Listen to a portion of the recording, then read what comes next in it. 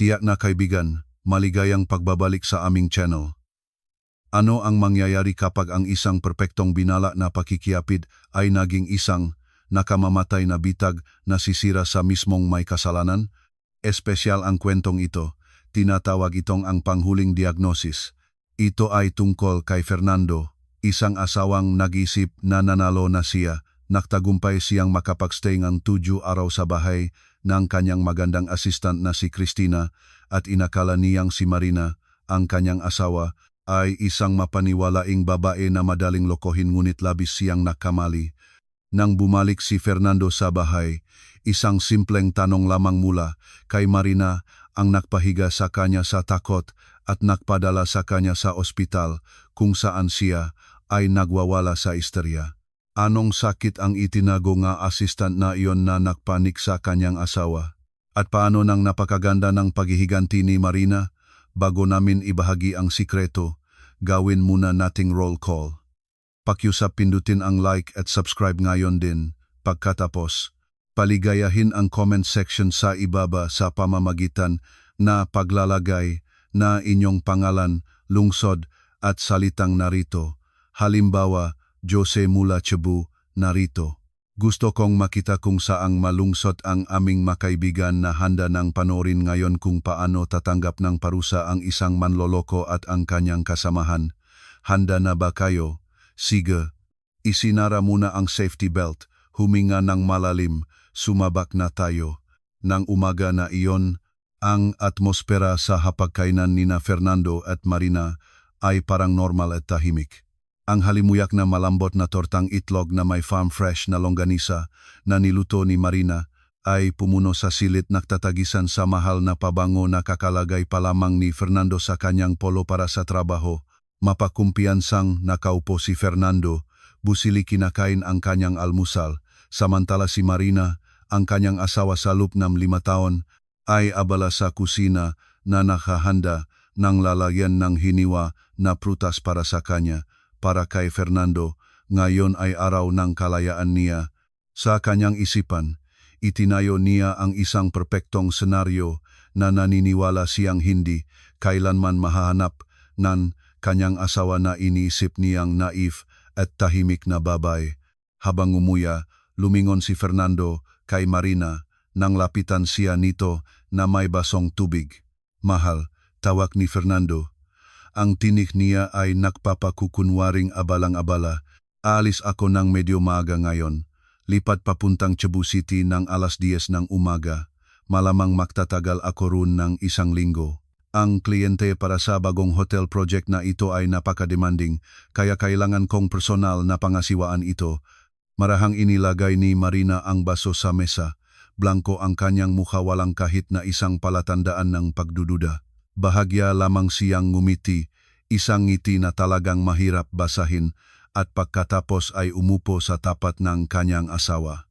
1 linggo, matagal iyon, tahimik na sumagot si Marina. Mabibigatan ka siguro ng mag-isa. Paano ang pangalan ng iyong bagong assistant, si Cristina? Kasama rin ba siya? Natigil ang puso ni Fernando nang marinig ang pangalan. Ngunit mabilis niyang ibinalik ang walang bahala niyang ekspresyon. Kailangan niyang manatiling kalmado. Si Cristina ay kasama niya talaga ngunit hindi sa Cebu City. Magtatayo sila ng 7 araw sa isang maluho na rental na bahay na kakakuha pa lamang ni Fernando para kay Cristina sa isang eksklusibong subdivision sa labas ng Maynila, malapit sa Tagaytay. 7 araw ng walang patid, walang nagagalaiting asawa, puro makalupang kasiyahan. Oo naman mahal, kasama si Cristina. Siya ang bahala sa lahat ng schedule at kontrata. Mawawala ako nang wala siya, sumagot si Fernando na may magaang na tawa para mapagaan ang tensyon. Ikaw ay magpahinga na lang dito sa bahay. Magpadala ako sa iyong dagdag na pera para sa iyong monthly expenses, pwede kang magmalo mag-spa. Dahan-dahang tumango si Marina. Sige, Fernando. Nagtitiwala ako sa iyo, bukod pa rito, nagtatrabaho ka para sa ating kinabukasan. Sa lublob ni Fernando, ngumiti siya ng may kasiyahan. Napakadali Marina, napakamabait mo o napakatanga lang ba? Malapit nang magsaya ang iyong asawa habang ikaw ay nagtitiwala. Pagkatapos ng almusal, pumunta si Fernando sa kwarto para kunin ang kanyang maleta. Sumunod si Marina sa kanya. Nang malapit ng isara ni Fernando ang zipper ng kanyang bagahe, huminto ang kamay ni Marina. Naglagay ang kanyang asawa ng maliit na kahon ng mga bitamina at supplement sa loob. Fernando, sabi ni Marina, direktang tumingin sa kanyang mata. Ang kanyang kamay ay dahan-dahan, sadyang inaayos ang kuwelyo ang polo ang kanyang asawa para tiyaking perpekto ang hitsura nito. Huwag kalimutang uminom nga bitaminang ito ha, kailangan mong manatiling malusog. Sige na mahal. Inumin ko, sagot ni Fernando, sabik nang umalis. Ngunit hindi inalis ni Marina ang kanyang kamay sa kuwelyo nito. Nilapat niya ang kanyang mukha at bulong na nagsalita sa tono na malambing ang tunog ngunit may nakakakilig na kahulugan sa ilalim. Maraming kakaibang virus at sakit ang kumakalat ngayon, Fernando. Mag-ingat ka sa kinakain mo. Tiyaking malinis ang lugar. Huwag kang magdalang sakit sa bahay na walang lunas. Masakit na maging iyong mag-isang may sakit. Sandaling natigil si Fernando. Karaniwang payo ito ngang isang asawang nag-alala sa kanyang asawa. Ngunit para sa hindi malirip na dahilan, may kakaibang kaba na dumaang sa kanyang likod. Ang tingin ni Marina ay matalim, parang binabasa nito ang kanyang mainiisip ng hubot-hubad. Gayunpaman, ang mataas na kumpiyansa ni Fernando ay mabilis na nagpaalis ng pakiramdam na iyon. Sigurado siyang nag-aalala lamang si Marina sa kalinisan ng pagkain, wala ng iba pa. Ay naman, labis ka talagang nag-aalala. Natawa si Fernando na may kahihiyan. Inalis ang makamay ni Marina sa kanyang kuwelyo. Kakain ako sa 5-star na hotel doon. Malinis na malinis yun. Hindi mo kailangang mag-alala. Sige, alis na ako. Ayaw ko pang mahuli sa eroplano. Mabilis na hinalikan ni Fernando si Marina sa isang formal. Walang pagmamahal na kumpas at pagkatapos ay magaan na humakbang palabas na may hila-hilang maleta. Pakiramdam niya ay isang ibong pinalaya mula sa hawla. Sa kanyang isipan, sumasayaw na ang maganda at masayang mukha ni Cristina. Hinarana ni Marina hanggang sa pintuan. Nakatayo siya sa bungad. Pinanood ang kotse ni Fernando na dahan-dahang umalis sa driveway. Sa sandaling naitago ang kotse sa likod ng kanto, ang malambot na ngiti sa mukha ni Marina ay biglang nawala, pinalitan ng malamig at determinadong ekspresyon. Kinuha niya ang telepono mula sa bulsa ng yang home pants at nagpadala ng maikling mensahe sa isang tao. Lumabas na ang target. Tiyakin mong aktibo ang lahat ng recording device sa bahay na iyon. Gusto kong malinaw ang pagkakatala ng bawat segundo. Pagkatapos, dahan-dahan na isinara ni Marina ang pinto. Walang luha, walang kalungkutan. Isang maingat na binalak na plano lamang ang naghihintay. Masayang bakasyon, mahal. Bulong ni Marina sa katahimikan ng malawak na sala. I enjoy mo ang iyong 7 araw dahil pagkatapos noon, hindi ka na makakatulog ng mayos kailanman. Ang itim na SUV ni Fernando ng araw na iyon ay hindi tumungo sa daan patungong Ninoy Aquino International Airport. Sa halip, maayos na dumiretso ito sa highway patungong isang eksklusibong subdivision sa Tagaytay, malayo sa ingay at sa mga kapitbahay na makakakilala sa kanya. Malayo sa gulo, ang puso ni Fernando ay kumukutob hindi sa takot kundi sa sobrang sigasig.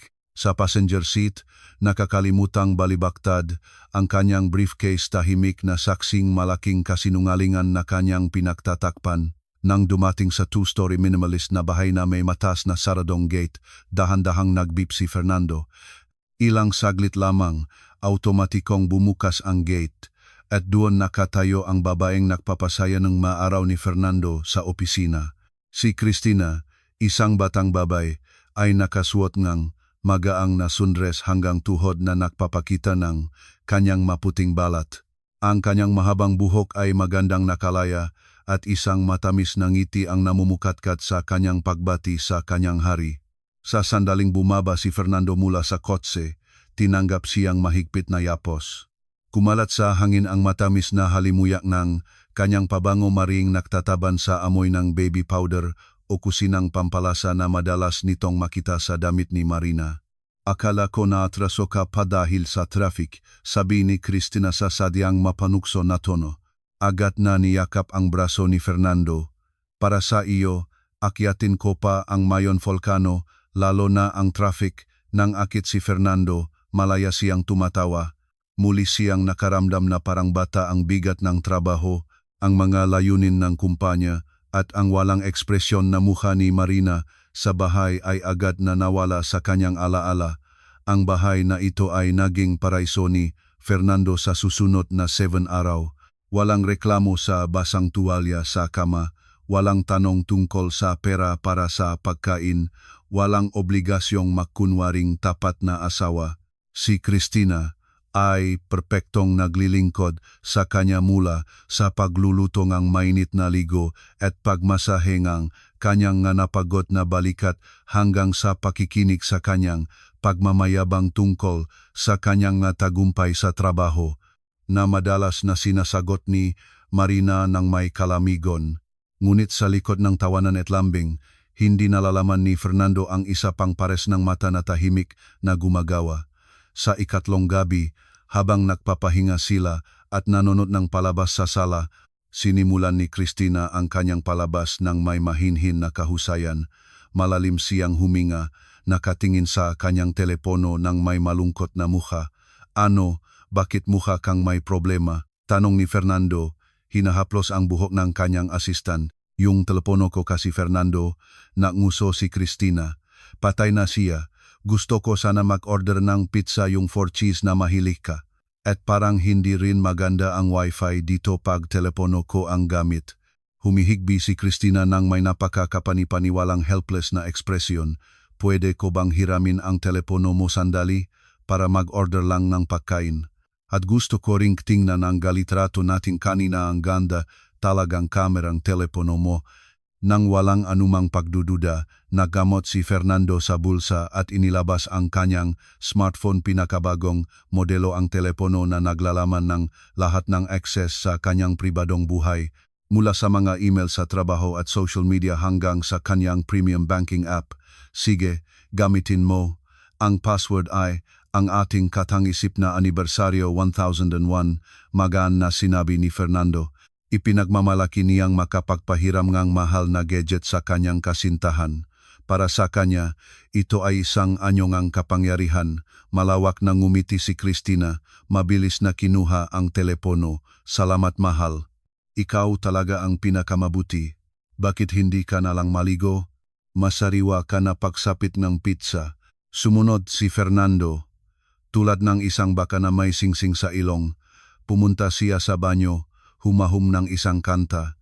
Samantala, sa sofa sa sala, agad na nawala ang nakakaengganyo ng ngiti sa mukha ni Cristina. Ang kanyang maliksinam nga daliri ay bihasang sumayaw sa screen ng telepono ni Fernando. Ang unang app na binuksan niya ay hindi ang food delivery app, kundi ang Notes at Gallery app kung saan nakaimbak ang mga larawan ng mahahalagang dokumento. Nagtrabaho si Cristina ng may nakakagulat na kahusayan. Hindi siya nag-order ng pagkain lamang. Sa loob ng 15 minuto, habang naririnig ang tunog ng shower, kinkopya ni Cristina ang ilang account number, kinukuhang larawan ang digital na lisensya ni Fernando at nagpasa ng ilang one-time passwords na lumabas sa screen papunta sa isang hindi kilalang numero. Pagkatapos ay agad na tinanggal ang mensahe, deleted. Tapos na, tahimik na bulong ni Cristina. Nagniningning ang kanyang mga mata sa tusong ekspresyon. Nang lumabas si Fernando mula sa banyo na may nakabalot na tuwalya sa bewang, si Cristina ay matagal nang bumalik sa dating posisyon, nagbabrowse ng menu ng pagkain ng may inosenteng mukha. Naka-order ka na? Tanong ni Fernando, pinunas ang kanyang buhok. O naman, saka Fernando, kunwaring may naaalala si Cristina. May dumating na notification tungkol sa isang email sa trabaho, pero hindi ko binuksan, ayokong abalahin ka. Binalik ni Cristina ang telepono. Pabaya na tumango si Fernando. Pabayaan na, nasa bakasyon naman ako. Ang masusunod na araw ay sumusunod sa parehong script. Lalo na't madalas na kinukuha ni Cristina ang telepono ni Fernando sa iba't ibang makatwirang dahilan, gamitin bilang hotspot, maglaro ng mobile game dahil nababagot siya o tumawag sa nanay niya dahil maubos na ang load niya. Sa bawat pagkakataong lumipat ang telepono mula sa isang kamay patungo sa isa pang layer ng pinansyal na seguridad at personal na data ni Fernando ay natanggal nang hindi niya nalalaman. Ganap na nabihani si Fernando. Pakiramdam niya ay ang pinakamapalat na tao sa mundo. Inihambing niya ang mahigpit na si Marina sa masunurin at masayahin na si Christina. Nag-isip pa siya na pagkatapos niyang bumalik, makakahanap siya ng dahilan para sa mas madalas na business trips.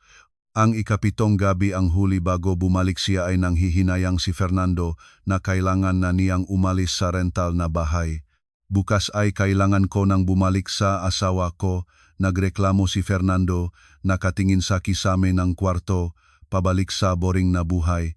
Si Christina, na nakasandal ang ulo sa dibdib niya, ay mahiwagang ngumiti. Hindi bale, Fernando. Ang 7 araw na iyon ay sapat na para lumikha nga alaala na hindi mo malilimutan hanggang sa huling araw na iyong buhay. Natawa si Fernando, nag-aakala na romantikong pahayag ito. Talagang ikaw ang pinakamahusay, Chris. Iyon na. I enjoy mo ang huling gabing ito, bulong ni Christina. Ang kanyang tingin ay malinaw na naktutungo sa briefcase ni Fernando sa sulok ng kwarto, bahagyang nakabukas ang zipper nito. Nakalantad ang gilid ng isang dokumento ng deed of sale ng commercial property na dinala niya para ipagmalaki. Dahil bukas, magbabago na ang lahat. Isinara ni Fernando ang kanyang mga mata at natulog ng mahimbing nang may ngiti sa mga labi, ganap na hindi namamalayan ang unos na naghihintay sa kanya sa bahay at ang lindol na pinahintulutan niyang mangyari sa kanyang maaset sa pamamagitan ng maliksinam nga daliringang kanyang minamahal na asistan. Dahan-dahan na pumasok ang sasakyan ni Fernando sa driveway ng kanilang magandang bahay. Ang hapon na araw ay madilim ang liwanag, para bang ayaw nitong liwanagan ang pagbabalik ng may-ari. Bago umuwi, dumaan si Fernando sa isang souvenir shop na nagbabenta ng ma-espesyal na pasalubong mula Cebu. Nagbili siya ng kahon ng otap at isang set ng Cebuano dried mangos. Para sa kanya, ang madetalye ngang kasinungalingan ay napakahalaga. Kailangan siyang magmukhang kaakit-akit na asawang nagbalik mula sa isang pagod na biyahe sa trabaho, hindi isang taong kaka-enjoy lang sa isang rental na bahay kasama ang kanyang kasamahan. Inayos ni Fernando ang kanyang buhok sa rearview mirror. Tiyak na walang bakas ng lipstick o nalalabi pang halimuya ng pabango ni Christina. Nag-spray siya ng konting pabango nga laki para neutralisahin ang anumang amoy. May mayos na pagsasanay ngang maluwag na ngiti. Bumaba siya mula sa sasakyan, dala ang kanyang maleta at bag ng pasalubong. Mahal, nandito na ako, sigaw ni Fernando. Binuksan ang pangunahing pintuan. Karaniwan ay sinalubong siyang ingay nga nagmamadaling mga hakbang ni Marina mula sa kusina o kwarto. Karaniwan ay kinukuha ni Marina ang kanyang maleta, hinahalikan ang kanyang kamay at nag-alok ng malamig na baso ng tubig. Ngunit sa pagkakataong ito, tahimik ang bahay, isang makakakilig, mabigat na katahimikan. Walang tunog ng TV, walang kalabo ng mga pinggan, at kahit ang ilaw sa sala ay patay na kahit gabi na. Kumunot ang noo ni Fernando. Lumakat pa siya. Marina, nasaan ka? Nakabalik na ako. Ang kanyang paningin ay nahulog sa isang silweta na nakaupo sa nag-iisang upuan sa sulok ng family room. Si Marina, ang kanyang asawa, ay nakatuwid ang upo, mayos ang pagkakapatong ng kamay sa kanyang tuhod. Nakasuot siyang malinis na home clothes, hinding isang gumusgos na damit, at ang kanyang mukha ay mukhang sariwa, para bang kakaligo pa lamang niya. Ngunit ang ekspresyon ng kanyang mukha ay malamig na parang yelo. Huminga si Fernando ng may gaan, nag-aakala na nakatulog lang o nag-isip lamang si Marina. Lumapit siya, tinuturo ang bag sa kanyang kamay. Gino, tinatawag kita. Akala ko walang nandito, sabi ni Fernando. Inilapag ang mga pasalubong sa coffee table. Yumuko siya, balak humalik sa pisngingang asawa bilang ritual ngang pagbabalik. Bumili ako ng paboritong otap mo. Grabe ang pila sa airport, pero Ngunit bago pa man makarating ang labi ni Fernando sa kanyang pisngi, mabilis na lumayo si Marina, isang biglaan at matibay na galaw. Ang kanyang katawan ay lumipat, lumikha na kararamdamang agwat sa pagitan nila. Ang halik ni Fernando ay nahulog sa walang laman, natuliro si Fernando. Ang kanyang katawan ay natensyon sa isang awkward, nakatukod na postura. Dahan-dahang tumuwid siya, nakatingin sa kanyang asawa ng may halong kalituhan at bahagyang samangloob. Marina, anong nangyari? Kakabalik ko lang. Mahabang biyahe iyon, at ito na lang ang tatanggap sa akin. Anong problema? Tanong ni Fernando, bahagyang tumaas ang kanyang tinig para itago ang biglang kaba na naramdaman niya. Sa wakas, lumingon si Marina sa kanya. Ang kanyang mga mata ay direktang nakatutok sa kanya, tumatagos. Sa mga mata nito ay walang sumabog na galit. Sa halip, iyon ang mga mata ngang isang hukom na nakatingin sa isang akusado na nahatulan na. Mahabang biyahe, tahimik na tanong ni Marina. Ang kanyang tinig ay pantay at walang emosyon. Gaano kalayo, Fernando? Hanggang Cebu o sa subdivision lang na 30 kilometro ang layo sa labas ng lungsod. Naramdaman ni Fernando na sandali itong tumigil ang kanyang puso, humupa ang dugo sa kanyang mukha. Paano nalaman ni Marina? Hindi ito possible. Sigurado siya na perpekto ang kanyang pagganap. Na-off niya ang geolocation ng kanyang telepono. Lagi siyang nagsasabing natutulog na siya ng maaga kapag tumatawag si Marina, at si Cristina ay napaka-kooperatibo. Pinilit ni Fernando ang sarili na tumawa. Pekeng tunok kahit sa kanyang sariling ngatainga. Ano ba ang pinagsasabi mo, mahal? Nanut ka na naman ng telenovela. Talaga naman nasa Cebu ako. Tingnan mo, mayroon akong boarding pass kung hindi ka naniniwala. Nakamot si Fernando sa bulsa ng kanyang Amerikana, handang ilabas ang mahuwat na dokumento na naprint niya. Ihinto mo ang basura na iyon, Fernando. Malamig na pinutol si Marina. Dahan-dahan siyang tumayo at instinktibong humakbang paatras si Fernando. Lumapit si Marina sa maleta ni Fernando na nakatayo pa sa pintuan. Dahan-dahan niyang sinipa ito at natumba. Hindi ko kailangan ng patunay na iyong biyahe at hindi ko kailangan ng pekeng pasalubong na binili mo sa tindahan sa EDSA. Nagbukas ang panga ni Fernando. Malamig na pawis ang nagsimulang tumulo sa kanyang sentido. Alam ni Marina ang lahat. Mahal, hayaan mo akong ipaliwanag, sinubukan ni Fernando. Iniunat ang kanyang kamay patungo kay Marina. Ngunit mabilis na pinalis ni Marina ang kanyang kamay, parabang ang kamay ni Fernando ay isang maruming, nakadidiring bagay. Huwag mo akong hawakan, bulong ni Marina. Marumi ang iyong kamay. Marumi ang iyong katawan. Malalim na huminga si Marina. Pagkatapos ay tumingin sa kanyang asawa ng isang titik na nagpaputak sa lakas ng loob ni Fernando. Fernando, isa lang ang gusto kong itanong sa iyo. Isa lang. Pagkatapos noon, pwede kang magsinungaling hanggang mabuhaw ka. Wala na akong pakialam. Naging napakatahimik ng silit na ang tiktak ng relo sa dingding ay parang matinding hagupit ng martilyo. Lumulunok si Fernando. Tuyo ang kanyang lalamunan. Alam mo ba kung sino talaga si Cristina? Dahan-dahang sinabi ni Marina, binibigyang diin ang bawat salita. At anong sakit ang itinago niya sa lahat ng oras? Namangha si Fernando. Ang tanong ay tumama sa kanya ng mas malakas kaysa sa pisikal na suntok. Sakit? Si Cristina ay may sakit.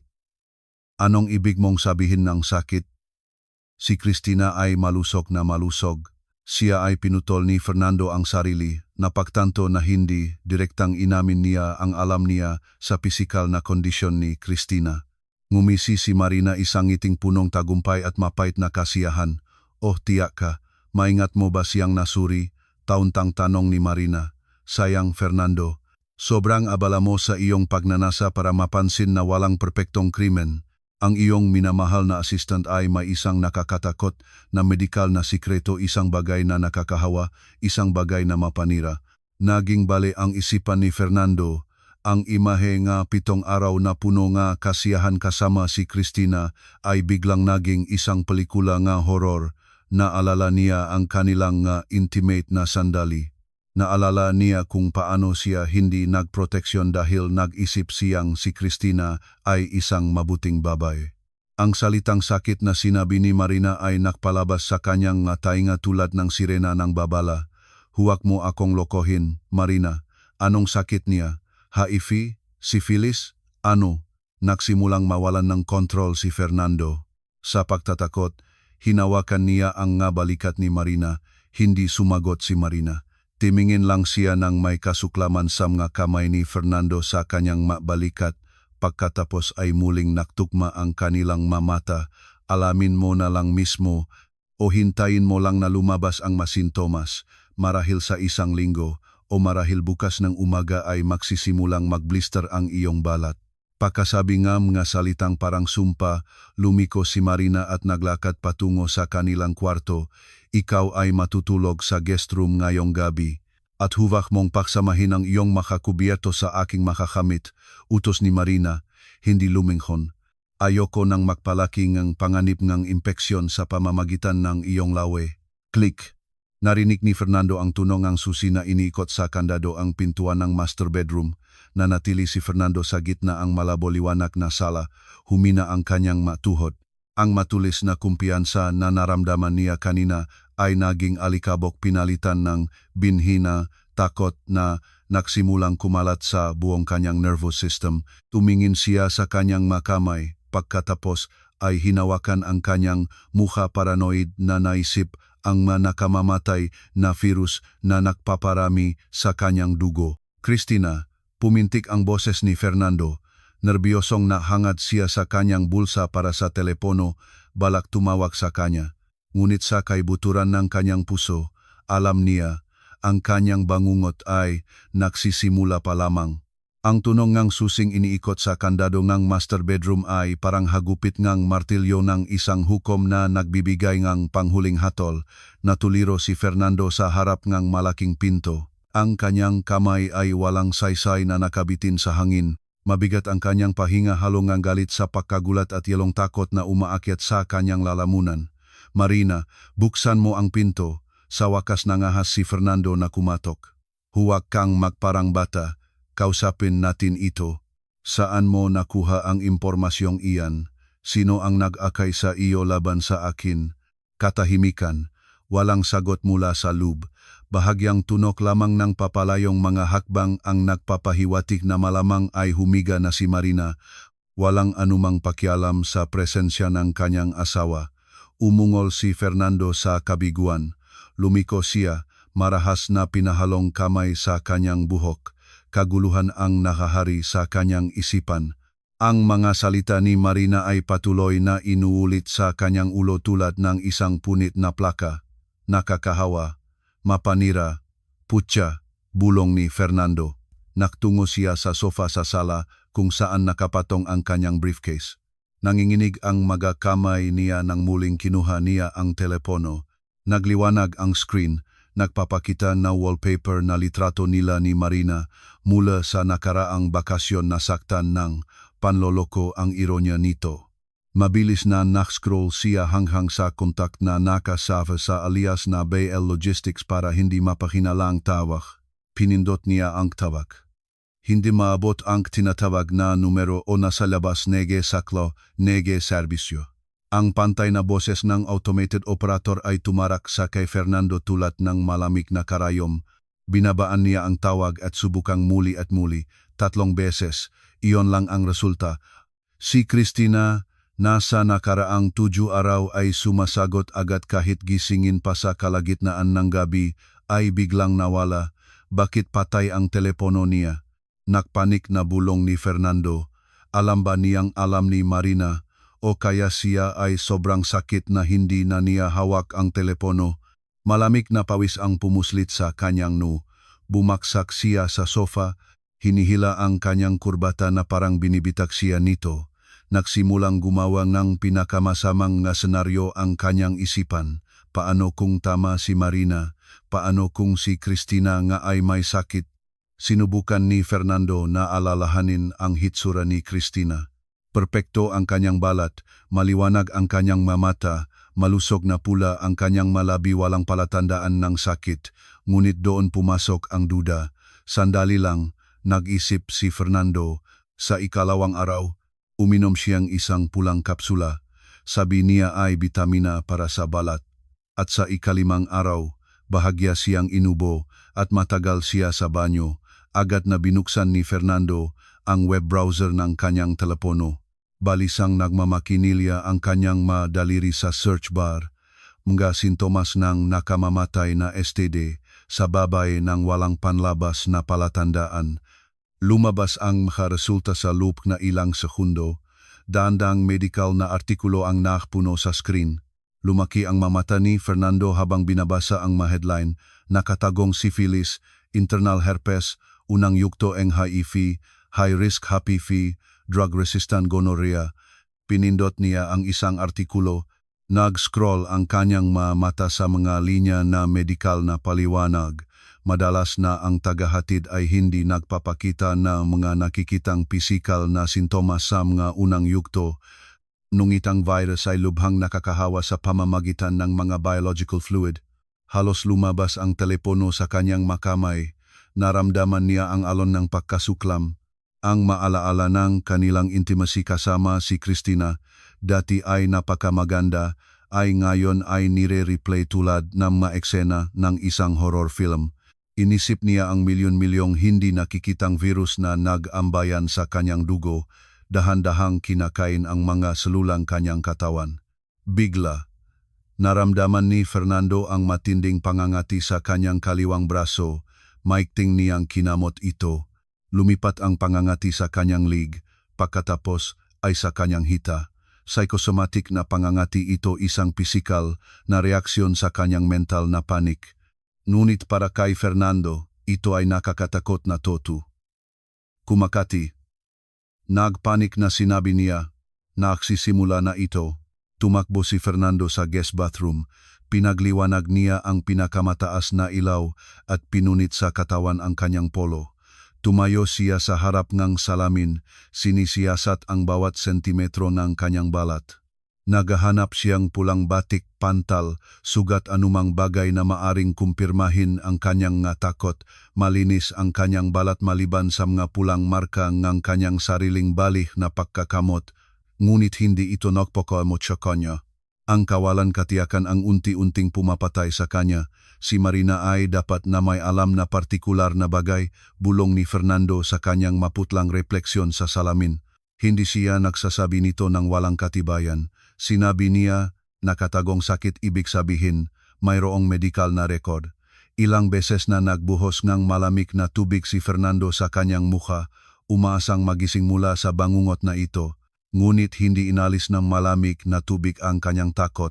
Lumabas siya mula sa banyo at muling nanatiling nakatingin sa saradong pinto ng master bedroom. Matinding pagnanasa niyang basagin ang pinto at pilitin si Marina na magsalita. Kailangan niya ngang pangalan ng sakit. Kailangan niya ngang katiyakan para mahanap ang gamot. Ngunit kilala niya si Marina. Kapag naging tahimik at malamig na siya, ang pang-aagaw lamang ay magpapatigil sa kanya ng buo. Nang gabing iyon, hindi natulog ng maayos si Fernando sa makomportableng guest room. Nag-ikot-ikot siya sa sofa sa sala. Yakapin ang kanyang tuhod tulad ng isang natatakot na bata. Ang kanyang telepono ay nakapatong sa mesa. Nagpapakita ng kasaysayan ng bigo niyang tawag sa numero ni Christina. Sa tuwing isinasara niya ang kanyang mata, nakikita niya ang maganda at masayang mukha ni Christina, ngunit pagkatapos ang mukhang iyon ay natutunaw at nagiging isang bungo, habang ang boses ni Marina ay umaalinggaw-naw sa likod. Alam mo ba kung sino talaga si Christina at anong sakit ang itinago niya? Nakalok si Fernando sa kalungkutan ng kawalan ng katiyakan. Nag-isa sa kanyang sariling maluho na tahanan. Hinahabol ngang kanyang makasalanan na ngayon ay bumabalik upang salakayin siya sa anyo ngang isang halimaw na tinatawag na paranoia. At ang pinakamasakit ay hindi niya alam na ang sakit na ngayon ay kumakain sa kanya ay hindi isang biological virus. Ito ay simulang nakabuan, maingat na binalak na pagwasak. Ang umaga na araw ay tumawid sa mga puwang sa mga kurtinang sala. naliliwanagan ang guluhin na mukha ni Fernando. Nang gumising siya na nahihirapan sa pahinga, hindi natulog sa guest room kundi nadormilyo sa sofa sa isang kawawakawang postura. Masakit ang kanyang likod, napilit ang kanyang lig. Ngunit ang pisikal na sakit ay walang anuman kumpara sa kaguluhan sa kanyang isipan. Ang una niyang ginawa sa pagbubukas ng kanyang mata, hindi nanalangin at hindi nagunat, ay kinuha ang telepono mula sa mesa. Nagliwanag ang screen na nagpapakita ng walang laman na notification panel. Walang sagot mula kay Christina, walang missed calls, walang palatandaan ng buhay mula sa babaeng sa loob ng isang linggo ay tinatrato siyang tulad ng isang hari. Sumpain ka. Bulong ni Fernando sa paos na boses.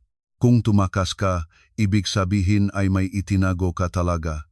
Nang hindi pa man naliligo o nahugas ng mukha, dinampot ni Fernando ang kanyang susi sa kotse. Mayroon pa rin siyang suot na dating polo, ngayon ay kulubot at may amoy ng lumang pawis. Bahala ang hitsura, kailangan niyang sagot ngayon din. Si Marina ay nakakalok pa rin sa master bedroom at wala siyang lakas ng loob na kumatok nang wala siyang katibayan o kahit kaunting katiyakan mula kay Christina. Marahas na umalis si Fernando sa garahe. Halos tinamaan ang palayo na pinahahalagahan ni Marina. Nagmamadali siyang naktungo sa lungsod, papunta sa eksklusibong subdivision sa Tagaytay. Bawat pulang ilaw ay mukhang walang katapusang pahirap. Nagtatalo ang kanyang nga daliring magulo-magulang ritmo sa manibela refleksyon ng kanyang baliw na tibok ng puso. Paggalipas ng mahigit isang oras, dumating si Fernando sa subdivision. Kumabog ang kanyang puso nang makita niya ang gate ng bahay, numerong 18 bahagyang bukas. May tao doon, bulong ni Fernando na may pag-asa. Nandun siya. Marahil basak lang o nawala ang telepono niya. Pabaya niyang pinarada ang kotse at tumakbo sa loob. Hindi siya nagringan, tumilapon siya diretso sa bakuran. Christina, Christina, sumisigaw siya, kumakatok ng walang tigil sa pintuan, katahimikan. Nakamot si Fernando sa bulsa at inilabas ang kopya ng susi na iningatan niya bilang simbolo ng kanyang pag-aari sa bahay at sa naninirahan dito. Nanginginig ang kanyang kamay nang isubok ang susi sa kandado. Click! Bumukas ang pintuan. Ibinukas ni Fernando ang pinto at humakbang sa loob. Ngunit bigla itong huminto sa pagpasok. Humanda ang kanyang nga mata. Walang laman, hindi lamang walang tao ang silid. Malamig at parang estranyo ang pakiramdam ng silid.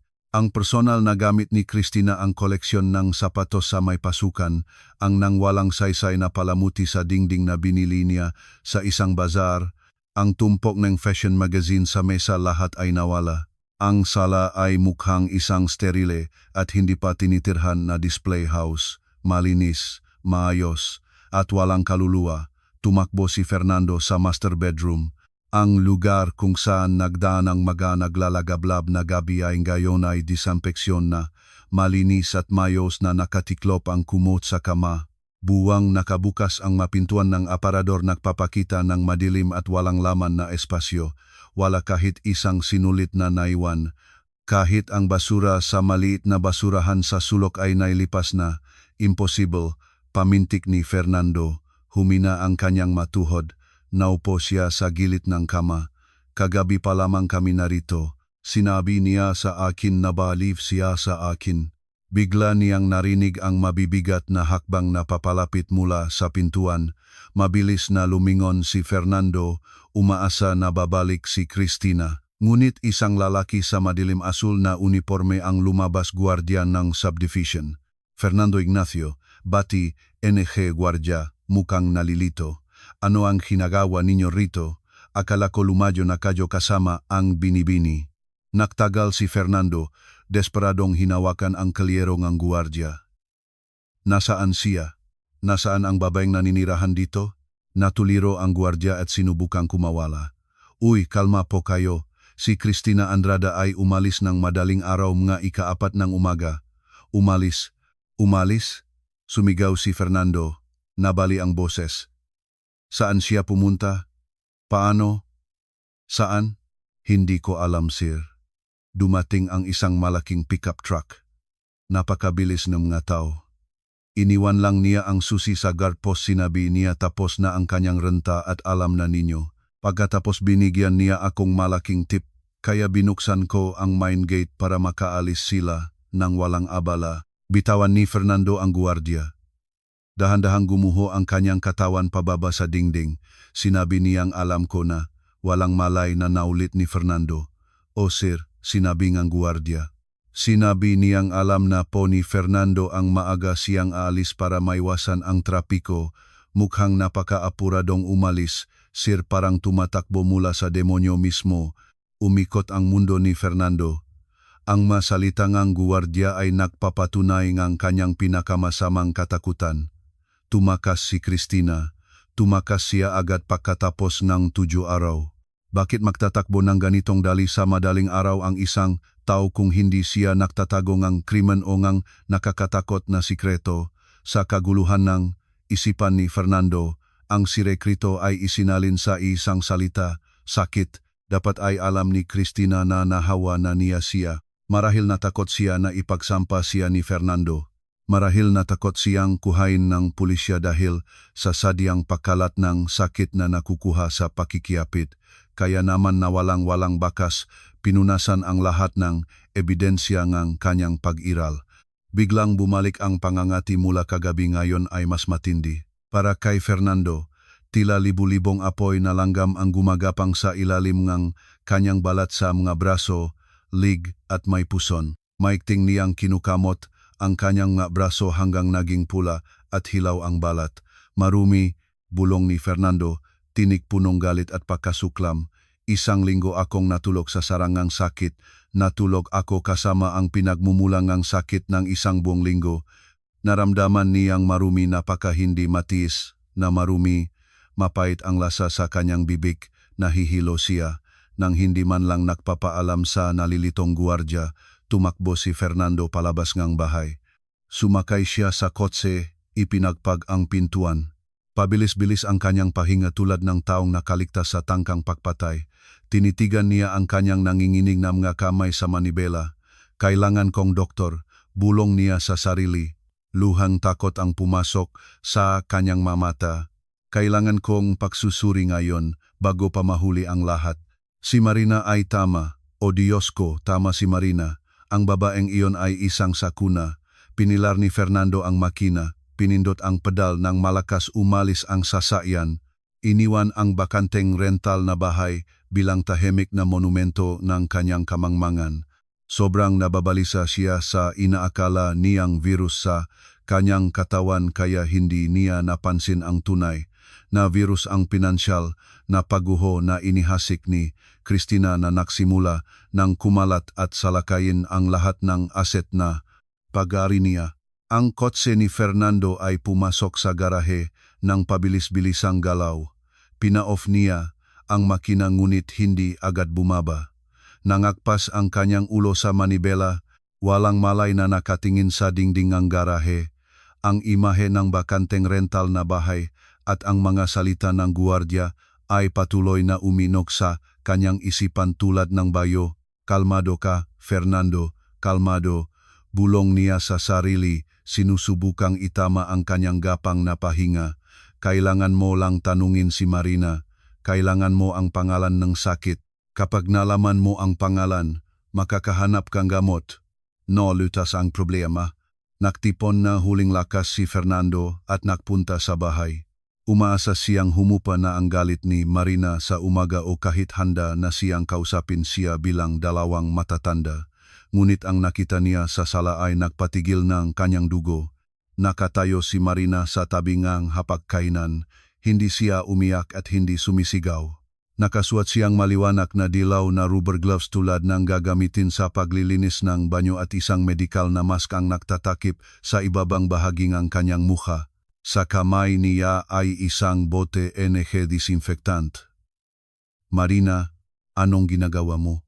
Tanong ni Fernando. Paos ang boses niya. Tuyo ang kanyang lalamunan. Hindi sumagot si Marina.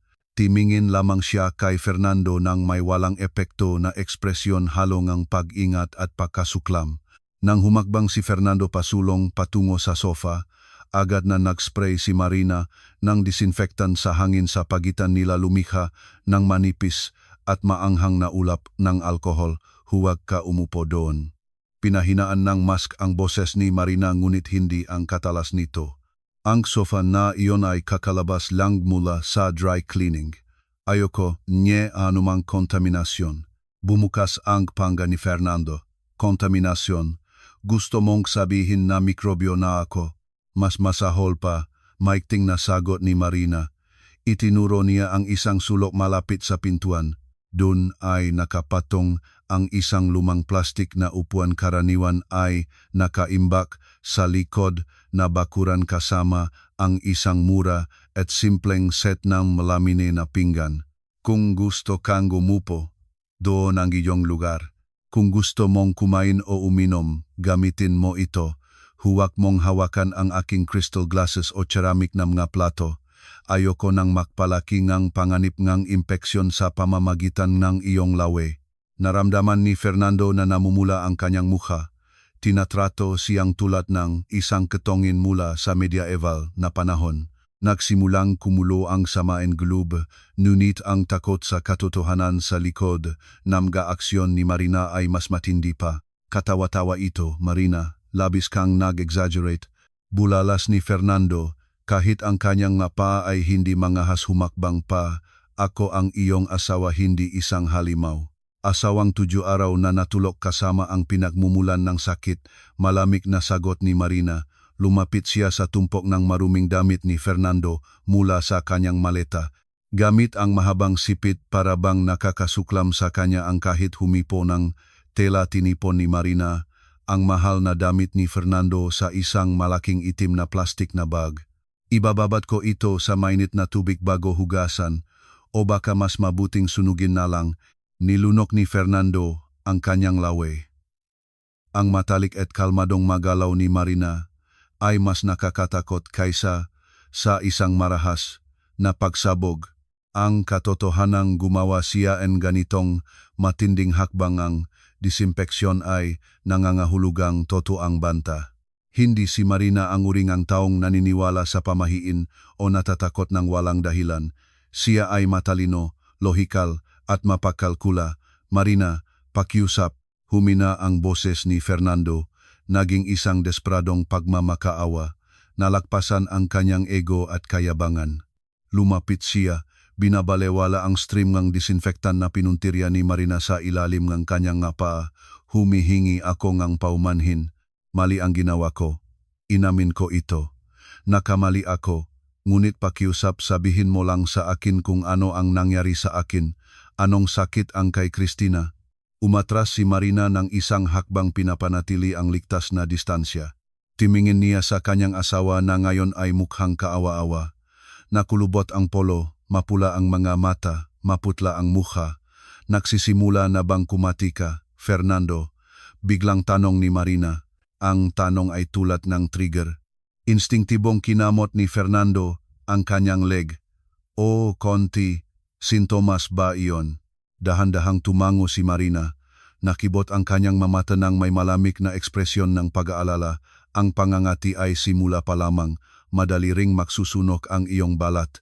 Pagkatapos ay lalabas ang pantal na hindi mawala kahit kamuting hanggang sa dumugo. Ang virus ay sinasaklaw ang nervous system at balat ng sabay-sabay.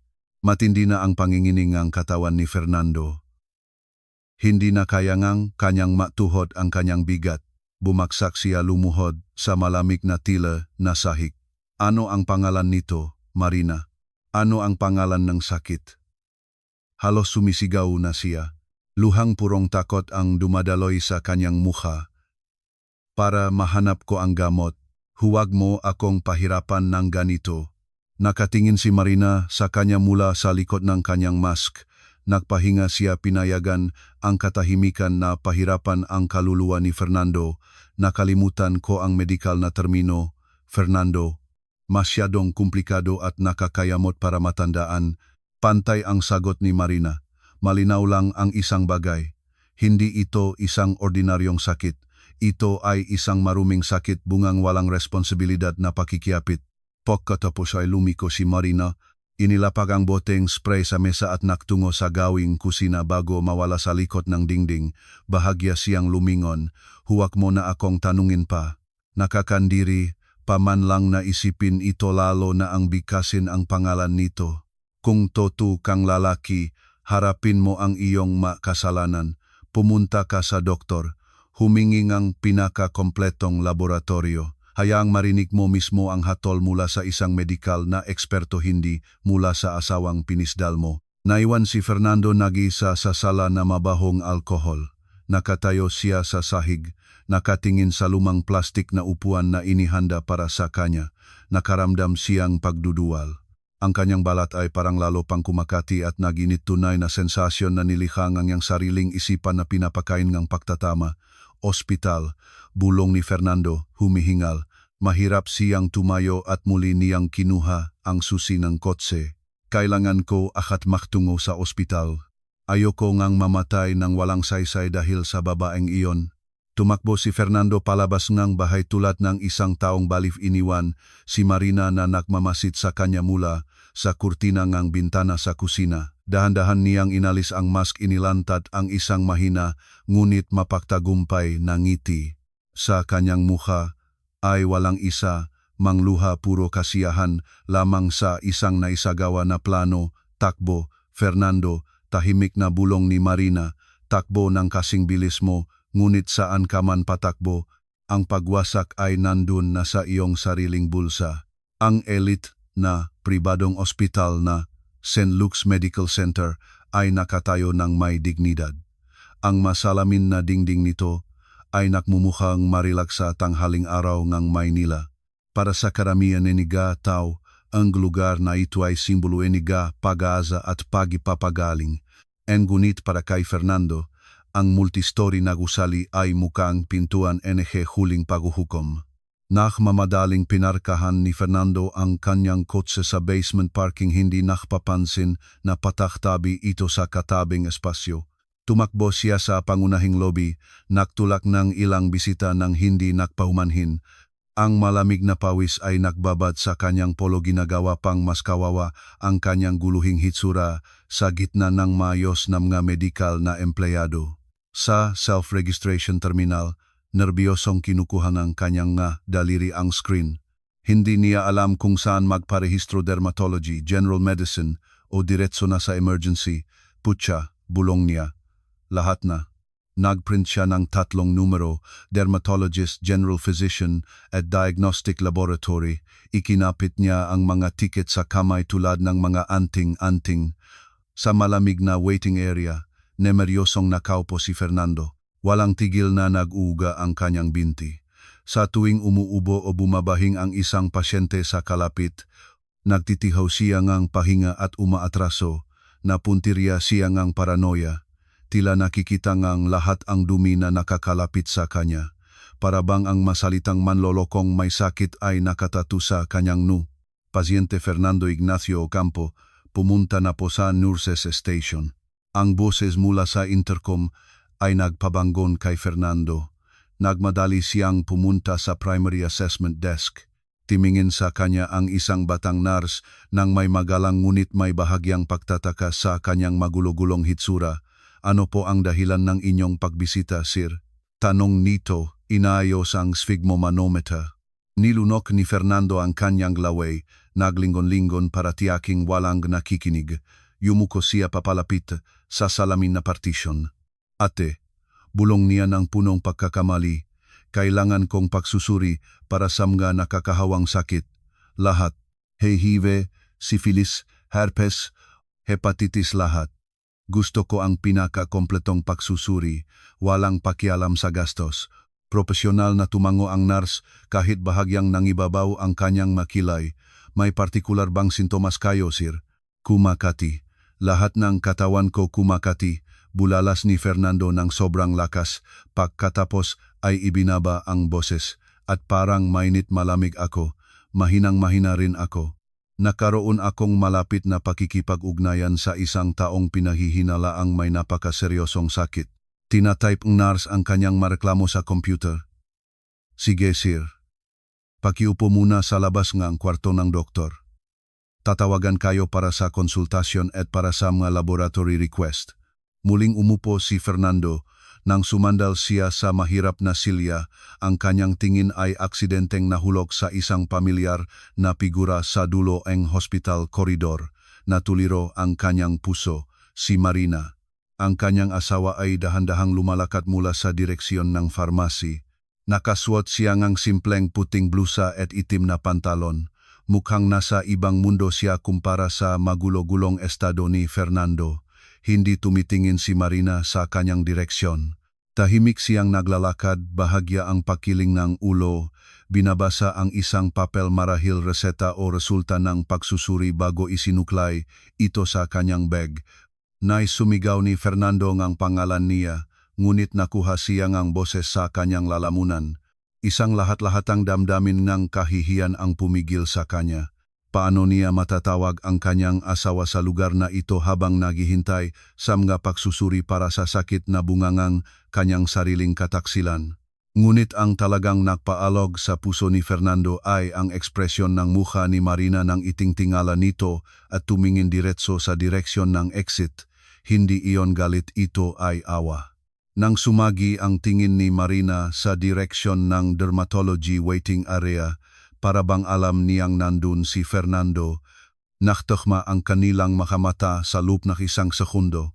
Hindi lumapit si Marina, nagbigay lamang siyang mahabang, kapansine-pansing buntong hininga at dahan-dahang umiling para bang sinasabing, kawawa ka naman, mahina kang nilalang.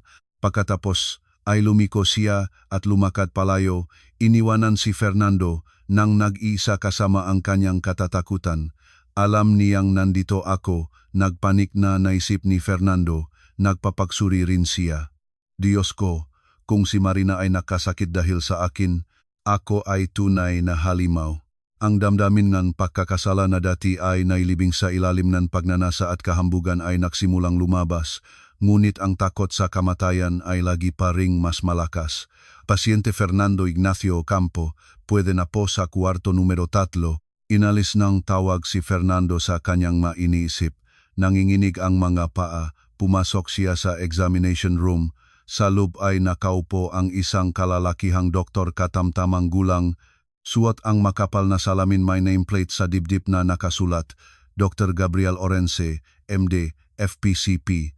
Tumingin si Dr. Orense kay Fernando nang nasa ibabawong kanyang salamin.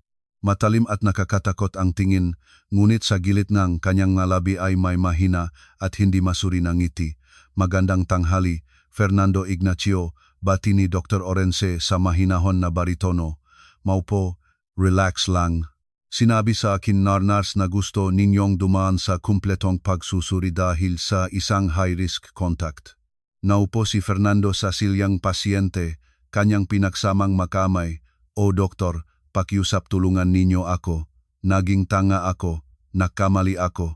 Natulog ako kasama ang aking assistant ng isang buong linggo at sinasabi ngang aking asawa na may nakatagong sakit siya.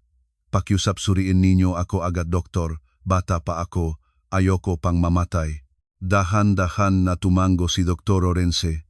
Ang kanyang mga daliri ay tumatapik ng pantay-pantay sa mesa. Kalmado kayo, Fernando Ignacio. Susuriin namin ang lahat. Huwag magpanik habang wala pang resulta ng pagsusuri, sabi ni Dr. Orense. Isinulat ang ilang test codes sa request form. Pero nga pala, Fernando Ignacio, ang inyong asawa, si Marina Ocampo, bumisita siya sa aking kwarto ng ilang minuto lang bago kayo dumating. Nagpabangon si Fernando sa upuan. Ano? Nandito si Marina? Anong sinabi niya? Doktor, may sakit din ba siya? Ako ang nakamali sa kanya. Direktang timingin ni Dr. Orense sa mga mata ni Fernando. Pagkatapos ay nagbigayng makabuluhang ngiti. Lubos na malusog si Marina Ocampo. Nag-iwan lamang siyang mensahe para sa akin. Sinabi niya, Doktor, pakiusap, suriin ang aking asawa ng mabuti. Huwag itago kahit ano. Hayaan niyang makita niya mismo kung ano talaga ang nangyayari sa loob ng kanyang katawan. Ang pangungusap na iyon ay para kay Fernando, tulad ng isang balot na pagbabanta. Kinuha ni Fernando ang papel na nanginginig ang kamay. Pakiusap, pumunta na kayo sa laboratorio ngayon. Sir, Hiniling ko ang mabilis na pagpapatupat ng mga resulta. Magkita-kita tayo dito pagkalipas ng 1 oras para pag-usapan ang mga ito, utos ni Dr. Orense. Kumindat si Fernando at lumabas, nagdadalang paa parang naglalakat sa entablado ng bitayan ganap na hindi nalalamang ang doktor. Nakakausap niya ay bahagi ng malaking senaryo na humihila sa kanya sa isang bitag. Ang pagkuhang dugo sa laboratorio ay parang medieval na pahirap kay Fernando. Nang binalot ng phlebotomist ang garter sa kanyang braso, lumingon si Fernando hindi makatingin sa karayom na tumatarak sa kanyang balat. Inisip niya na ang dugo na dumadaloy sa test tube ay makapal na at itim na haluan ng lason na ibinigay sa kanya ni Christina. Pakiusap maging maingat, ate. Nakmamakaawa si Fernando sa pabaling na boses nang inilabas ang karayom. Huwag mapalampas ng kahit isang virus. Kumuha pang dugo kung kailangan. Wala akong pakialam. Basta tama ang resulta. Magalang na ngumiti ang technician, nilayan ng alcohol swab ang butas ng karayom, sapat na ito sa tinatakpan ng 3 test tube ang lahat ng infectious disease screening na hinling ninyo. Pakiupo muna sa labas na kwarto na inyong doktor. Mga 45 minuto, dapat handa ng mga resulta. 45 minuto. Para kay Fernando, ito ay mas matagal pa sa 7 araw na hinugol niya sa rental house ni Christina. Muling umupo siya sa labas NG kwarto ni Dr. Orense. Walang tigil na nagpalipat-lipat ang kanyang binti. Malamig na pawis ang dumadaloy sa kanyang likod, nagpapalapat ng polo sa kanyang balat. Sinubukan ni Fernando na ipinikit ang kanyang mga mata, nagbubulong ng makasariling panalangin. Nangako siyang magdonateng kalahating kanyang kayamanan sa isang orphanage kung malinis ang resulta. Nangako siyang huhugasan ang mapaa ni Marina araw-araw kung negatibo ang mapagsusuri. Walang saysay na mga pangako ng isang nagdaralita sa sulok na makasalanan. Sa bawat lumipas na minuto, lalo pang lumalakas ang paranoia ni Fernando. Naramdaman niya ang pangangati sa lalamunan palatandaan ng pamamaga. Naramdaman niya ang maliit na bukol salik na mamagang lymph node. Naramdaman niya na lumainit ang kanyang balat. Gumawa ang kanyang utak ng symphony ng mga phantom na sintomas. Eksakto pakalipas na 45 minuto, lumabas ang nurse. Mula sa administrasyon, na may isang selyadong kayumangi na sobre at pumasok sa kwarto ni Dr. Orense. Halos pumutok ang puso ni Fernando. Fernando Ignacio Ocampo, maaari nang pumasok. Bumangon si Fernando sa walang tiwit na mga binti at muling pumasok sa malamig na kwarto. Hawak ni Dr. Orense ang laboratorio report at binabasa ito ng walang kapenpangan. Ang kanyang makapal na salamin ay nagbabalik ng liwanag ng silit tinatago ang kanyang mga mata. Umupo po kayo, sir. Utos ni Dr. Orense, hindi naktatanghal ng mukha. Dumikit si Fernando sa gilid ng upuan. Ang kanyang kamay ay kumapit ng mahigpit sa armrest puti na ang mabukal ng daliri. Paano po, doktor? Malala ba? Anong meron sa akin? HIV? Syphilis? Magsalita na kayo ng tapat. Mentally handa na ako. Well, hindi rin, ngunit sabihin na ninyo anong gamot. Inilapak ni Dr. Orense ang papel sa mesa at direktang timingin kay Fernando. Tiniklop ang kanyang makamay sa mesa sa postura ng isang investigator na nakaharap sa isang suspek. Bago ko basahin ang mga resulta, kailangan kong suriin muli ang inyong kasaysayan ng contact. Mahalaga ito para sa pagtatakda ng intubation period. Mahinahon ngunit matatag na sabi ni Dr. Orense. Sinabi ninyong 7 araw kayong kasama ang inyong assistant. Sexual ba ang nangyari sa panahong iyon? Ibinaba ni Fernando ang kanyang tingin, namumula ang kanyang mukha sa kahihiyan. O doktor, araw-araw, pilit na paulit ng doktor. O, minsan 2 beses sa isang araw, bulong ni Fernando. Halos hindi marinig ang kanyang boses. Ginamit ninyo ang proteksyon. Ngumuso si Fernando. Dahan-dahan umiling. Hindi doktor, akala ko malinis siya. Mukhang inosente siya. Sinumpa ko, wala akong alam na siya. Ay, nalaman ba ninyo ang kanyang nakarang sexual na kasasayan? Maikting na pinutol ni Dr. Orense. Hindi doktor. Kilala ko lang siya bilang isang masipag na asistan sa opisina. Ganap na bulag ako, doktor. Napakatanga ko. Nagsimulang umiyak si Fernando. Ganap na bumagsak ang kanyang depensa sa harap ngang estranyo. Malalim na huminga si Dr. Orense, pinalo-palo ang kanyang balpen sa mesa. Ang tumataktakan ng ritmo ay tumutugma sa baliw na tibok ng puso ni Fernando. Fernando Ignacio, nagsimula si Dr. Orense, naging seryoso ang tono. Sa medisina, ang ilang sakit ay may agarang sintomas.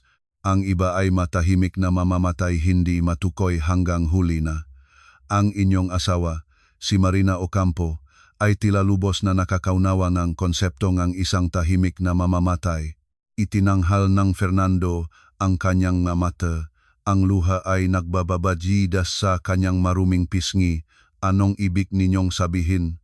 Alam ni Marina na mamamatay ako. Hindi eksakto. Binaliktad ni Dr. Orense ang laboratorio report patungo kay Fernando. Ito ang mga resulta ng inyong blood test kumpleto. Mula sa standard CBC at blood chemistry hanggang sa pinakabuong STD panel na inaalok namin, tinitigan ni Fernando ang papel na puno nga numero at medikal na termino. Lumalabo ang kanyang paningin, hindi niya maunawaan kung paano basahin ito. Nagahanap lamang siya ng salitang positive o reactive na may red bold na font. Itinuro ni Dr. Orense ang balpen sa ibabang bahagi ng ulat. Tignan ninyo dito, HIV non-reactive, syphilis negatibo, hepatitis B at C non-reactive, herpes simplex negatibo. Itinanghal ng doktor ang mga mata kay Fernando.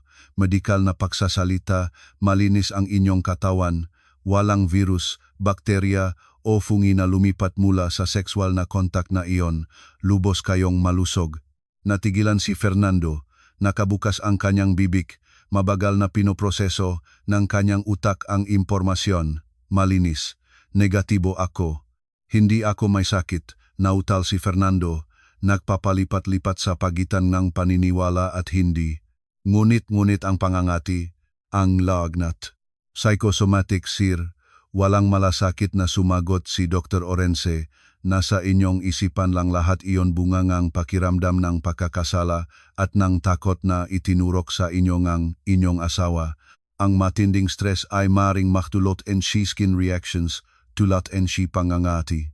Sumandal si Fernando sa upuan, naglabas ng mahabang, nanginginig na buntong hininga na pinigil niya buhat ng umaga. Pakiramdam niya ay nakaligtas sa kamatayan. Ligtas siya, hindi siya may sakit, hindi siya mamamatay ngang masamang kamatayan. Salamat sa Diyos, bulong ni Fernando, magaspang na pinunasan ang kanyang mukha. Oh, salamat doktor. Kumalat ang malawak na ngiti sa mukha ni Fernando. Dahan-dahan na nagbabalik ang kanyang nawalang kumpiyansa. Ibig sabihin, nagbibiro lamang si Marina, nag-isip siya. Gusto niya lang akong panakutin, drama lang ng babae. Nagbigay si Fernando ngang bahagyang napabaying halakak ng kaluwagan na mukhang mapang-aba. Hala, labis talaga ang ginawa naking asawa, doktor. Ang kanyang tawa ay umalingaw ng kahiya-hiya. Ang kanyang joke ay nakakatakot, halos nagkaroon na ako ng heart attack. Kaya malinis ako, ibig sabihin malinis din si Christina, di ba? Putya, kakain na lang akong beefsteak. Gayunpaman, ang tawa ni Fernando ay natigil sa kanyang lalamunan nang makita niyang hindi ngumingiti si Dr. Orense. Mas malamig pa ang ekspresyon ng doktor kaysa sa dati.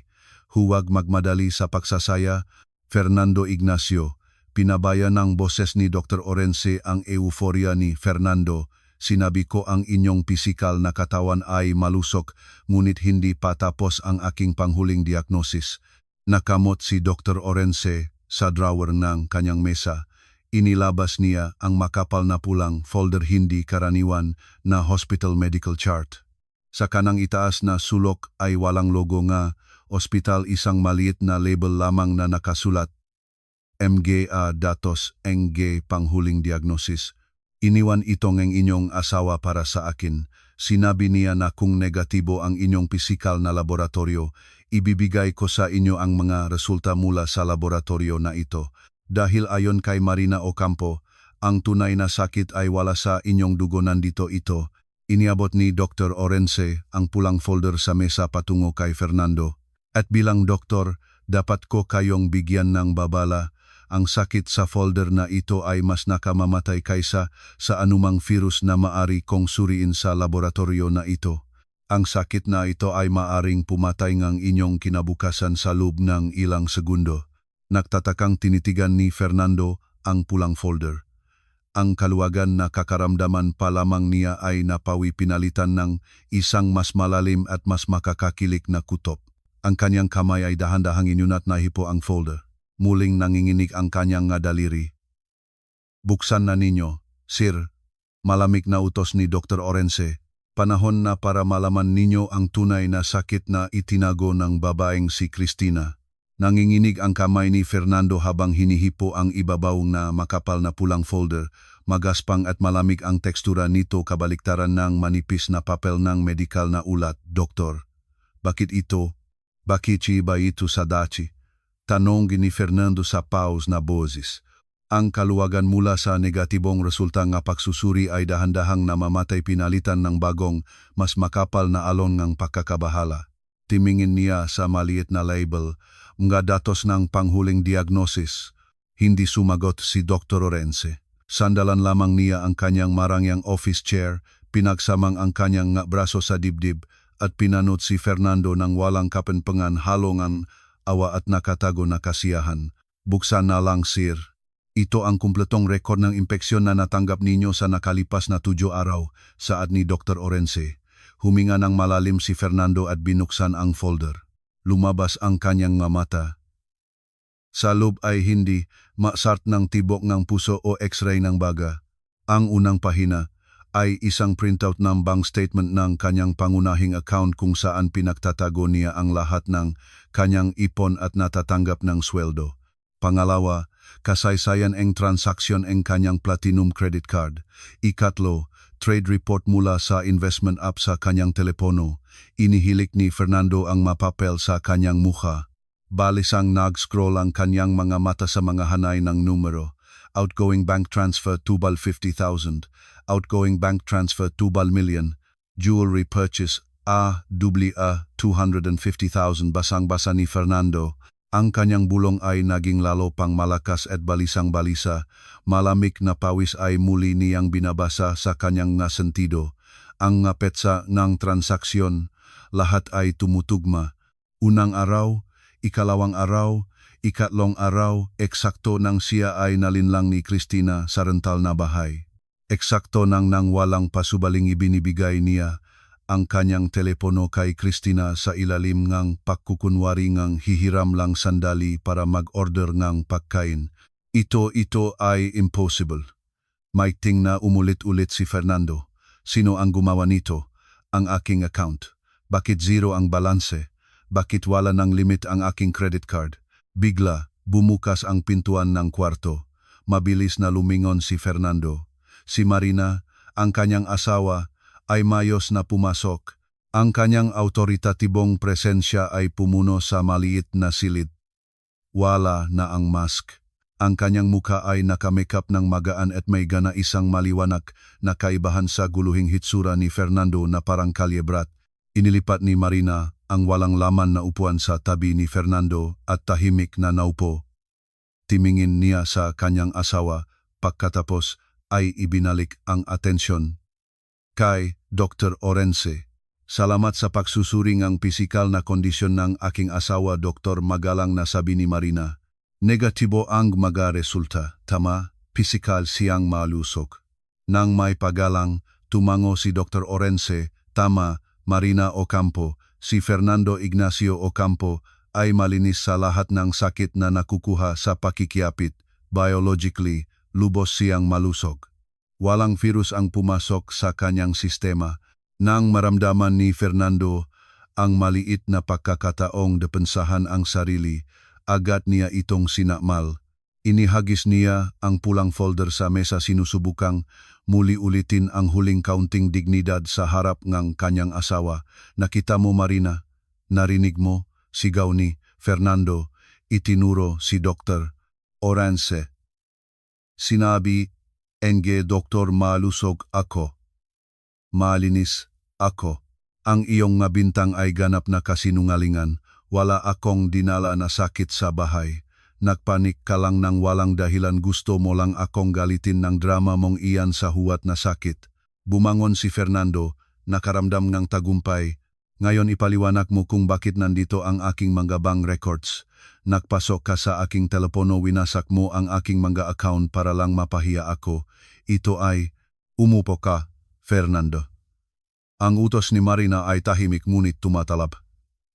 Hindi ako upo hanggang hindi mo inaamin na mali ka noong sinabi ko umupo ka, sumigaw si Marina. Ang kanyang boses ay naglingganyo, sa silid instinktibong bumaksak si Fernando sa upuan. Nagbuntong hininga si Marina para maibalik ang sarili niya. Itinuro ang kanyang manipis na hintuturo sa bank statement. Fernando, hindi ka mapanipaniwalaan o talagang tanga na tanga. Nagsimula siyang leksyon. Sinabi ko nagdala kang sakit sa bahay, ngunit hindi ko kailanman sinabi na sinalakay nito ang iyong katawan. Ang sakit ay sinalakay ang iyong pitaka, ang iyong na asset, at ang inyong kinabukasan. Anong ibig mong sabihin? Lumangalanga si Fernando. Tingnan ang pangalan ng tatanggap sa ikatlong transfer, utos ni Marina. Dumilat si Fernando, nakasulat doon, transfer 100,000 papunta sa account sa pangalan ng Cristina Enterprises. Cristina, pumimit si Fernando. My company siya. Hindi iyon ay isang fly-by-night corporation na ginawa niya gamit ang pekeng dokumento. Malamig na paliwanag ni Marina. 7 araw na abala ka sa pagbibigay kasiyahan sa iyong pagnanasa. Si Cristina ay abala sa pagbibigay kasiyahan sa kanyang pagkagahaman sa pera. Sa tuwing pumunta ka sa banyo, sa tuwing humihili ka pagkatapos na iyong mga exercises, binubuksan ni Cristina ang iyong banking app. Alam niya ang iyong PIN, diba? Ikaw mismo ang nagbigay sa kanya nito. Voluntaryo. Nanahimik si Fernando.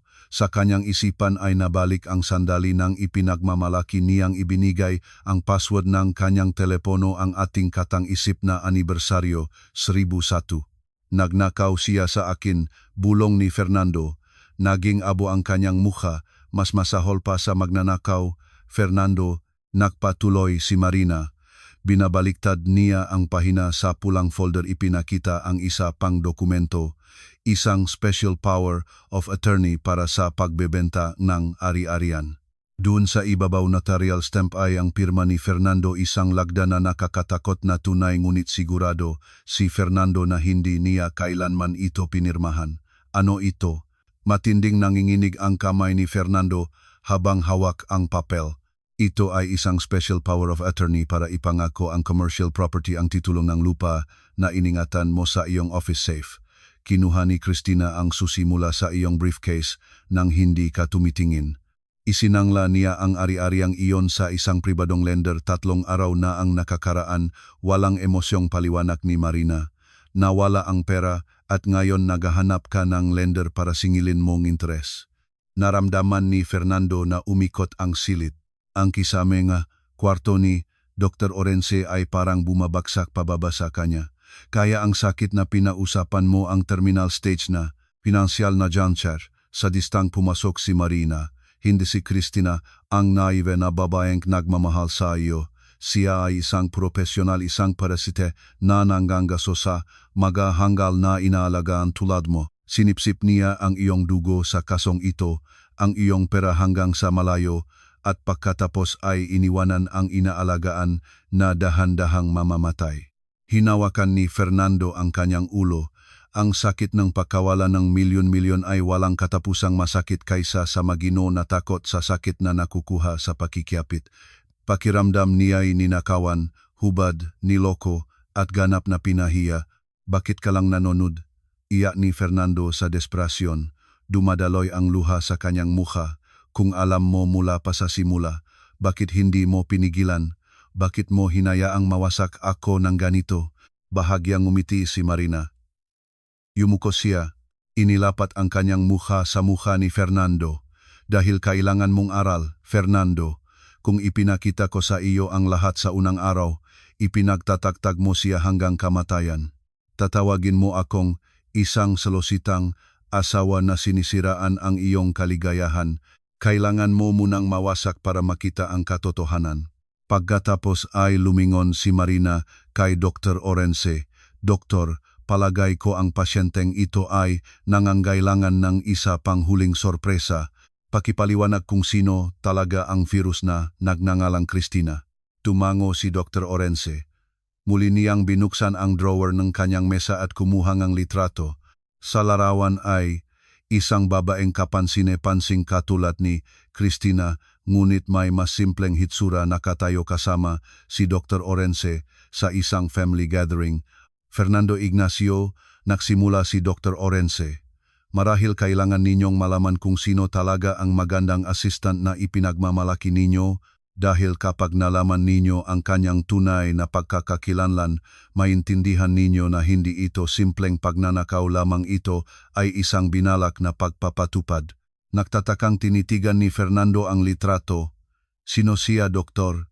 Kapatid ba ninyo? Ang inyong pinahangaan na si Cristina, naghintay si Dr. Orense, pinayagang lumaki ang tensyon sa silid bago ibaksak ang huling bomba. Tinitigan ni Fernando ang larawan sa kanyang kamay, halos lumabas ang kanyang mata sa oras. Ang babae sa larawan ay malawak na ngumingiti, hawak ang isang theater award, yakap ang mapagmayabang na Dr. Orense. Ang mukha ay kan Cristina, ngunit ang aura ay ganap na naiba. Wala sa kanya ang mapangakit at inosenteng imahe na kilala niya. Ang babae sa litrato ay mukhang matalino, matalas, at puno kumpiyansa. Hindi Cristina ang kanyang panggalan, Fernando Ignacio. Ang boses ni Dr. Orense ay namuo ang katahimikan, mahinahon ngunit durok na durok. Sara ang kanyang pangalan. Siya ay aking pinsan. Hindi siya secretary, hindi siya naktapos sa economics, at tiyak hindi siya isang murang babae na nahuhulog sa mga may asawang lalaki. Itinanghal ng Fernando ang mga mata. Nakabukas ang kanyang bibig. Siya ay isang profesional na theatrical actress. Nagpatuloy si Marina sa malamig na tono. Isa sa mga pinakamahusay sa isang trupe ng isa sa mga kilalang teatro sa Maynila. Pinagbayaran ko siya, Fernando. Mabuti kong binayaran para iganap ang papel ni Cristina, ang naive at masunuring assistant. Ang script na sinundan niya ay isinulat ko mismo. Naramdaman ni Fernando na umuga ang sahig sa ilalim niya. Ikaw ay naghirang na para bitagin ang sarili mong asawa. Bitag? Nagbigay si Marina ng maikling mapait na halahak. Hindi kita nilabag. Fernando, sinubukan kita. Naalala mo nung humingi kang pahintulot para sa biyaheng iyon, pinayagan kita. Iyon ang unang pagsubok. Kung tapat ka sana, pumunta ka sa trabaho. Ngunit sa halip, nagrenta kang bahay para sa iyong kasamahan. Dahan-dahan na nilikuan ni Marina si Fernando na nakaupong naka-freeze. 7 araw na naghintay ako, Fernando. Umasa akong tatawag si Sara at sasabihin, Marina, tinanggihan mo ngang asawa mo, tapat siya. Ngunit ano ang nangyari? Ang maulat na tinatanggap ko tuwing gabi ay ganap na kabaliktaran. Nag-enjoy ka. Ibinibigay mo ang lahat sa estranyo. Kahit ang access sa iyong mga password at personal na datos ay kusang loob mong ibinigay. Ngunit bakit mo kailangan na walang basag ang aking mga asset? Sumigaw si Fernando. Dumadaloy pa rin ang luha. Para ko iyon. Wala kang karapatang. Sa kabaliktaran, ganap na karapatan ko, matalas na sagot ni Marina. Kinuha niya ang pulang folder mula sa mesa at binuksan sa huling pahina na hindi pa nakikita ni Fernando. Tingnan ito. Lahat ng pera na initransfer ni Sara mula sa iyong mga account ay hindi pumunta sa kanyang bulsa. Siya ay profesional. Ni isang sentimo ay hindi niya ninakaw para sa sarili niya. Ang lahat ng pondong iyon ay napunta sa pondo para sa edukasyon ng ating anak na kinabahayan mo, at isang malaking bahagi ay napunta sa aking personal na account bilang kabayaran ng danyos para sa pinaksamang pag-ari na winasak mo. Tinitigan ni Fernando ang maresibo and transfer. Totu, ang tatanggap ay isang account sa pangalan ni Marina. Nawala ang pera na inilipat lamang mula sa mga kamay ng maluhogin at mapagpalit na Fernando papunta sa mga kamay ni Marina na ngayon ay may buong kontrol sa sitwasyon. Wala ka ng anuman ngayon, Fernando, bulong ni Marina diretso sa kanyang tainga. Ang sasakyan sa parking inilipat ko na ang titulo sa aking pangalan kahapon. Ang aming bahay ang titulo ay muling isinulat sa akin sa pamamagitan ng isang special power of attorney na nilagdaan mo nang hindi mo nalalaman sa init ng iyong pagnanasa. Hinawakan ni Fernando ang kanyang ulo. Nais niyang makipaktalo, gusto niyang sumabo, ngunit alam niya na wala siyang legal na batayan.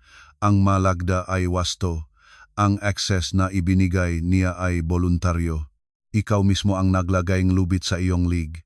Ito ay kahihinatnan, bulong ni Fernando. Ikaw ay isang demonyo, Marina isang diablo na asawa.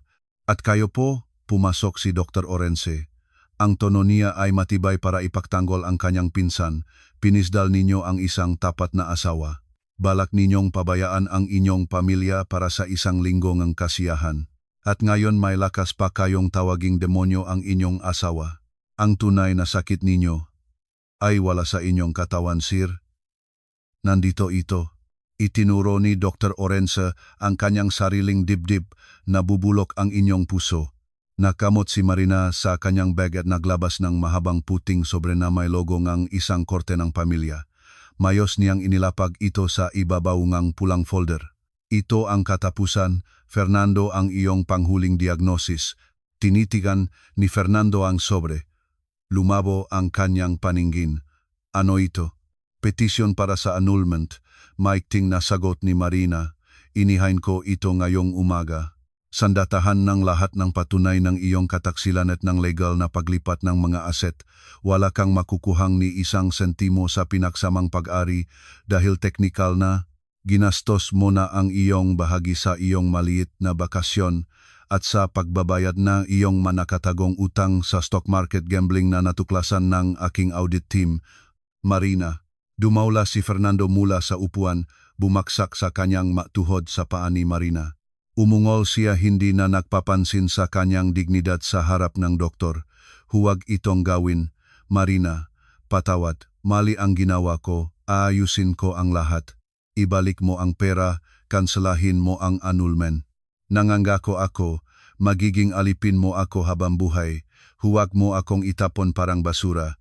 Tumingin si Marina pababa sa lalaking dating labis niyang minahal. Wala nang kahit isang pataang pagmamahal ang natitira.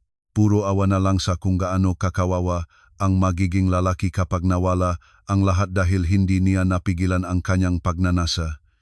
Inurong ni Marina ang kanyang paa, tumatangging pahipuin siya nito. Hindi ka basura, Fernando. Ang basura ay maring ay recycle pa. Malamig na sabi ni Marina. Ikaw ay virus. At ang tanging paraan para labanan ang virus ay ihiwalay ito mula sa katawan para hindi ito kumakalat pa. Lumingon si Marina kay Dr. Orense. Salamat, Doktor. Natapos na ang aking gawain dito. Pakiusap, Marina Ocampo, malakas na babae kayo, taimtim na sagot ni Dr. Orense. Nang hindi na lumingon, lumabas si Marina sa kwarto. Ang kanyang mahakbang ay matibay at magaan tulad ng isang taong kakaalis lang ng 1,000 tonelada ng pasanin mula sa kanyang magabalikat. Sa lubong kwarto, nanatili si Fernando na nakakaluhod, umiyak ng iyak at kumakatok sa sahig. Marina, bumalik ka. Huwag mo akong iwan. Wala na akong mayroon. Wala na akong anuman. Ang iyak ni Fernando ay umingay sa buong hospital koridor, ginuguluhan ang ibang mga pasyente at kawani. Walang emosyong pinanod siya ni Dr. Orense. Pagkatapos ay pinindot ang intercom sa kanyang mesa. Nurse, mangyaring ipadala ang security dito. Ang pasyente sa aking kwarto ay nakdadanas ng post-traumatic hysteria.